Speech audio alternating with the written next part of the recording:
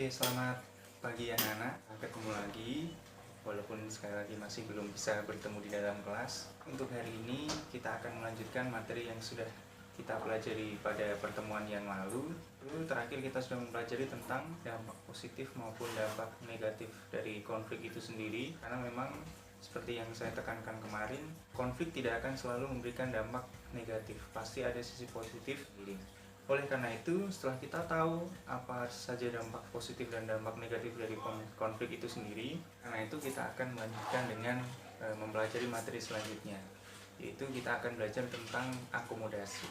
Nah, sebelumnya coba kalian pikirkan ketika konflik itu terjadi, setelah kita mengetahui penyebabnya, kita ketahui juga bentuk konfliknya maupun dampak yang dihasilkan, tidak mungkin kita akan hanya membiarkan konflik itu selalu terjadi atau membiarkannya begitu saja. Oleh karena itu, ada upaya-upaya untuk mengatasi konflik itu sendiri, yang mana nantinya konflik akan bisa selesai.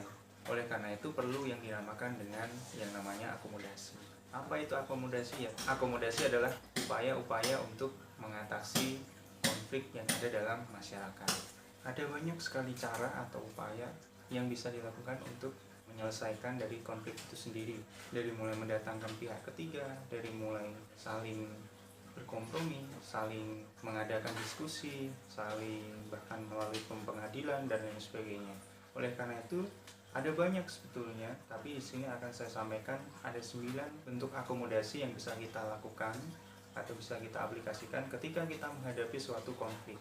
Yang tentunya cara pengaplikasiannya disesuaikan dengan konflik itu sendiri. Tidak mungkin kan misalkan ada konflik antara orang tua dengan anak, kaitannya dengan si anak ingin main, kemudian orang tua melarang, tidak mungkin melalui jalur pengadilan juga kan. Oleh karena itu, penyelesaian dari konflik itu sendiri disesuaikan dengan bentuk konflik yang terjadi dalam masyarakat. Ada 9, dimulai dari yang pertama ada yang namanya koersi. Apa itu koersi? Ini kata koersi itu sendiri muncul karena pada dasarnya koersi itu memiliki makna paksaan.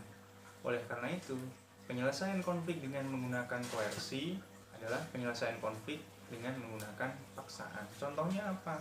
Di dalam penyelesaian melalui koersi itu sendiri, biasanya akan ada pihak yang menang maupun pihak yang kalah. Oleh karena itu, pihak yang kalah di sini dengan kata lain dipaksa untuk mengakui kemenangan dari pihak yang lain. Misalkan kan di Indonesia antara Jepang dan Indonesia pada masa penjajahan, Jepang dibom oleh sekutu. Oleh karena itu mereka dipaksa untuk kalah dan meninggalkan Indonesia. Konflik selesai dan di sini menggunakan koersi. Contoh yang lain banyak sekali, misalkan ada 2 orang yang sedang bertengkar berkelahi, ada pihak yang kalah, ada pihak yang menang. Inilah juga yang dimaksud dengan koersi. Kemudian yang kedua ada kompromi. Kata kompromi itu sendiri pun saya yakin juga sering kalian dengar ya, terutama ada dalam kehidupan kita sehari-hari. Apa sih yang dimaksud kompromi? Kompromi memiliki makna yaitu membicarakan atau mengkompromikan dari konflik itu sendiri, terutama pada pihak-pihak yang mengalami konflik, agar nantinya memperoleh kesepakatan. Contohnya apa? Kayak misalkan rapat OSIS yang akan membahas tentang HUT sekolah akan mengundang artis siapa. Ada sisi di satu pihak mengusulkan untuk mengundang si ini, sisi yang lain atau pihak yang lain mengundang artis ini dan lain sebagainya.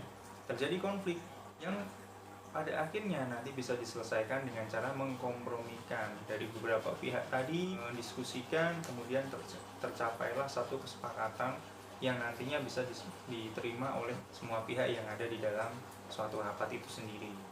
Itu kurang lebih berkaitan tentang kompromi. Nanti contoh yang lain bisa kalian cari sendiri.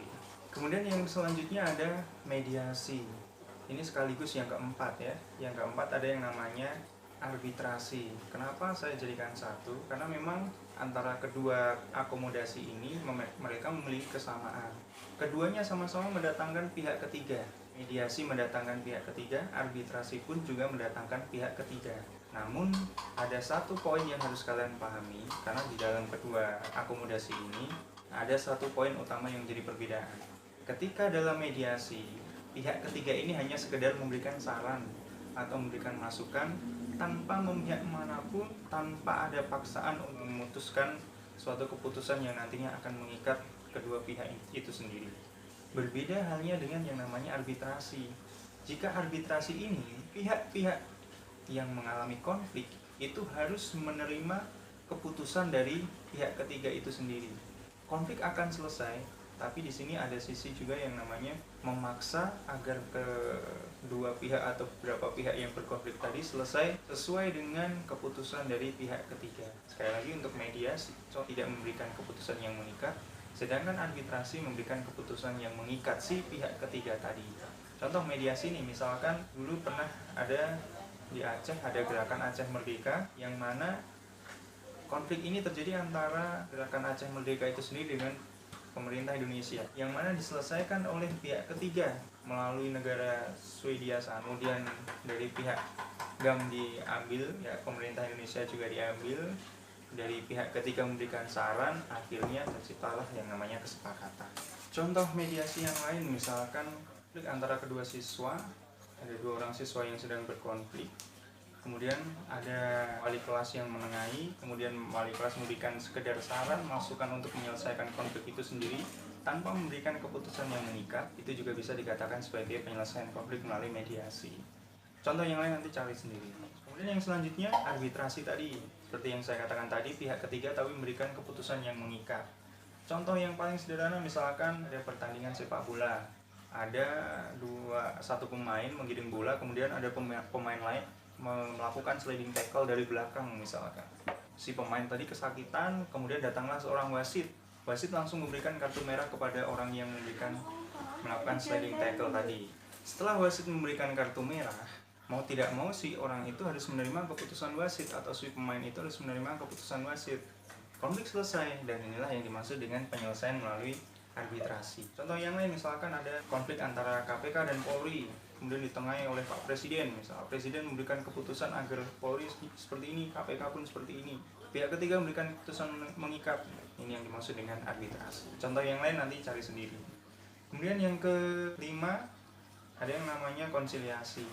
Konsiliasi ini adalah penyelesaian konflik dengan mendatangkan pihak-pihak yang berkonflik, perwakilan dari pihak-pihak yang berkonflik, yang nantinya akan dipertemukan, kemudian saling mengurangi tuntutan dari kedua pihak yang bertikai ini, saling mengurangi tuntutan yang nantinya agar tercipta yang namanya kesepakatan atau biasa disebut dengan konsensus. Contoh misalkan demonstrasi oleh pihak buruh terhadap perusahaan, demo besar-besaran, yang mana pada penyelesaiannya misalkan dari pihak buruh diambil perwakilan, kemudian dari perusahaan juga diambil perwakilan, saling mengurangi tuntutan, buruh maunya seperti apa, kemudian perusahaan juga maunya seperti apa, sampai tercipta yang namanya kesepakatan bersama atau konsensus. Oke, yang selanjutnya ada yang namanya toleransi. Toleransi ini sering sekali kita dengarkan, kaitannya dengan kemarin kita sudah belajar tentang masyarakat multikultural. Toleransi seperti yang kita ketahui kemarin adalah sikap saling menghargai yang namanya perbedaan. Bagi saya, toleransi ini cenderung akan menghindarkan yang namanya konflik. Tapi bukan berarti sikap ini tidak bisa dilakukan atau diaplikasikan ketika konflik itu sudah terjadi. Misal nih, kayak misalkan ada konflik antar agama misalnya. Dan di sisi yang lain, ada gerakan-gerakan massa yang menunjukkan bahwa mereka bisa saling bertoleransi, yang mana ini juga akan memberikan efek secara langsung terhadap situasi masyarakat yang sedang berkonflik tadi. Akhirnya masyarakat sadar dan konflik selesai. Inilah salah satu contoh dari penyelesaian konflik secara toleransi. Kemudian yang selanjutnya ada yang namanya stalemate. Apa itu stalemate? Stalemate ini keadaan di mana dua pihak memiliki kekuatan yang seimbang atau sama.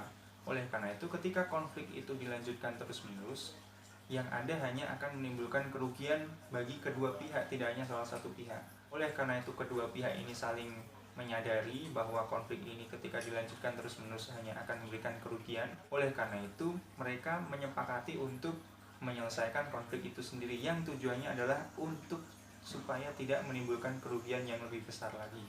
Contohnya apa? Kayak misalkan konflik antara Korea Utara dengan Korea Selatan, konflik antara Amerika dengan Rusia,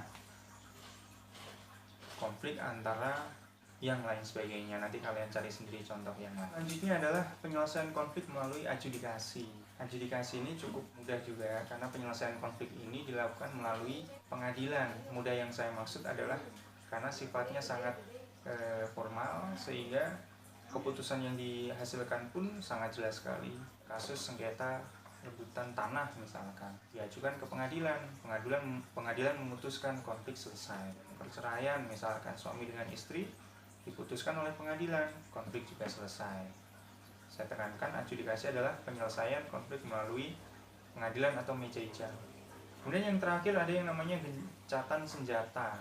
Gencatan senjata ini saya anggap sebagai penyelesaian konflik yang kurang begitu efektif, karena gencatan senjata sendiri memiliki makna penangguhan atau penundaan konflik untuk sementara waktu dengan alasan-alasan tertentu. Misalkan karena kehabisan makan, atau mungkin sudah terlalu banyak korban jiwa, atau mungkin sedang memperingati hari-hari besar tertentu, dan lain sebagainya. Saya tekankan, gencatan senjata hanya sekedar menunda, sehingga tidak menutup kemungkinan waktu yang akan datang konflik akan kembali terjadi. Untuk sementara waktu, misalkan selama 1 bulan, selama 2 minggu, tergantung kesepakatan antara kedua belah pihak. Apakah konflik atau penyelesaian ini pernah terjadi? Sangat sering sekali. Misalkan konflik yang ada di Israel dengan Palestina. Ada beberapa waktu terjadi gencatan senjata untuk memperingati hari besar, misalkan Ramadan dan lain sebagainya. Dan ini tidak menutup kemungkinan terjadi di konflik-konflik yang lain. Contoh yang lain nanti kalian cari sendiri. Mungkin itu saja yang bisa saya sampaikan dalam pertemuan ini. Tolong kalian pelajari dengan baik, karena ini sangat penting sekali, terutama ketika kita menghadapi konflik. Tentunya hasil akhirnya adalah bagaimana kita bisa memberikan solusi atau penyelesaian dari konflik itu sendiri agar tidak berlarut-larut. Ini untuk tugasnya, nanti silahkan cukup kalian review saja apa yang saya katakan di dalam video ini, tulis di dalam buku catatan kalian, sesuaikan dengan instruksi yang nanti akan saya sampaikan melalui Schoology. Oke, untuk pertemuan kali ini saya akhiri sampai di sini. Sekali lagi, tetap sehat selalu, tetap semangat dalam belajar. Kami Bapak Ibu Guru juga berusaha mengerti untuk keadaan kalian. Kami juga tidak akan memberikan tugas yang sekiranya tidak mampu untuk kalian kerjakan. Yang jelas, silahkan tetap belajar di rumah. Jangan sampai kalian terlena oleh kegiatan kalian di rumah. Misalkan nge-game, tidur, dan lain sebagainya. Tetap harus fokus dalam belajar juga kalian. Semoga kita cepat dipertemukan di dalam kelas. Oke, saya akhiri. Selamat pagi semua.